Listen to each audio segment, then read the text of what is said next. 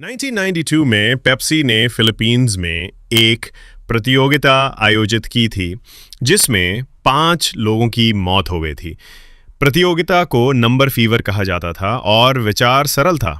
हर शाम समाचार में एक विजेता संख्या का खुलासा होता था। कल की विजेता संख्या 37 है और यदि आपके पास उस संख्या वाली पेप्सी बोतल की टोपी है तो आप 10 लाख पेसो जीत सकते हैं। अब 1992 में 10 लाख पेसो औसत फिलिपिनो के लिए जीवन बदलने वाली बात थी, इसलिए ये प्रतियोगिता बहुत लोकप्रिय हो गई। क्या आप अगले करोड़पति बनेंगे? परिवारों ने अपने घरों में पेप्सी की बोतल की टोपी जमा कर ली थी। कई लोग जीतने वाली टोपी खोजने के लिए कूड़ेदानों में खोजबीन करते थे। पेप्सी के अनुसार देश की आधी आबादी सक्रिय रूप से प्रतियोगिता में भाग ले रही थी और इसी लोकप्रियता के कारण पेप्सी ने नंबर फीवर को अतिरिक्त 5 सप्ताह के लिए बढ़ाने का फैसला किया और यहीं पर चीजें बहुत गलत हो गई। आप प्रतियोगिता के दौरान कंप्यूटर प्रोग्राम में गड़बड़ी आ गई जिसके कारण कुछ संख्याएं आपस में मिल गईं और 25 मई 1992 को शाम 6 बजे चैनल 2 इवनिंग न्यूज़ ने विजेता संख्या 339 बताई और जबकि केवल 2 विजेता होने थे।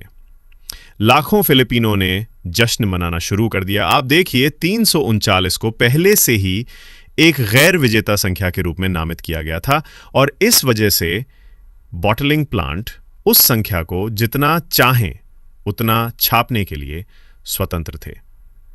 इसके परिणाम स्वरूप फिलीपींस में 600,000 से अधिक 339 कैप प्रचलन में आ गए।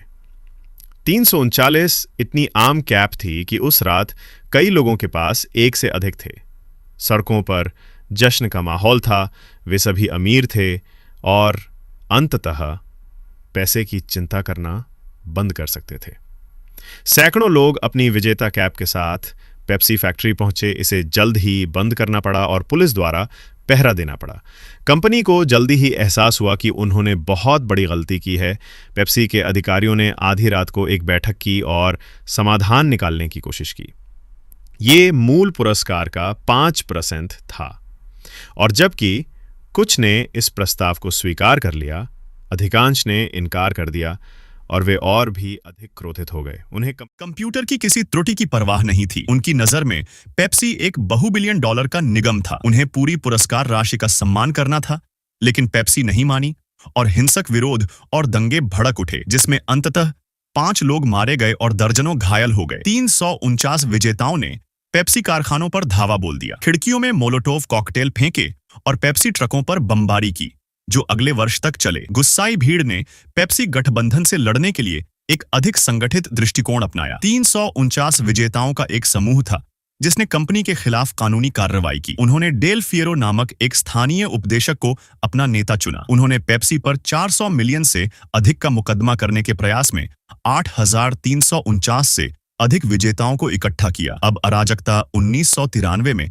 अच्छी तरह से जारी रही। 349 को आतंकवादी के रूप में घोषित किया और अदालत में उनकी स्थिति को नुकसान पहुंचाया। पेप्सी ने इन समूहों में घुसपैठ करने और दंगे कराने के लिए भाड़े के सैनिकों को काम पर रखा था। लोगों के और अधिक बयान सामने आए जिसमें दावा किया गया कि पेप्सी ने उन्हें कॉस मेहम में परेशानी शुरू करने के लिए पैसे दिए थे। पेप्सी के एक वकील ने तुरंत आरोपों का खंडन किया और मूल रूप से 1993 में इसका अंत हो गया। अदालत ने अंततः 9 पेप्सी अधिकारियों के लिए गिरफ्तारी वारंट जारी कर दिया। यह गठबंधन 349 के लिए एक बड़ी जीत थी, लेकिन दुर्भाग्य से यह उनकी एकमात्र जीत थी। अगले महीनों में लगभग सभी सिविल मुकदमे और आपराधिक शिकायतें अदालत से बाहर कर दी गईं और 2006 में अदालत ने आधिकारिक तौर पर शेष सभी अदालती मामलों पर किताब बंद कर दी। उन्होंने पाया कि पेप्सी ने नंबर बुखार की आपदा में लापरवाही नहीं बरती थी। जब सब कुछ कहा और किया गया था, पेप्सी को केवल 1,50,000 पेसो का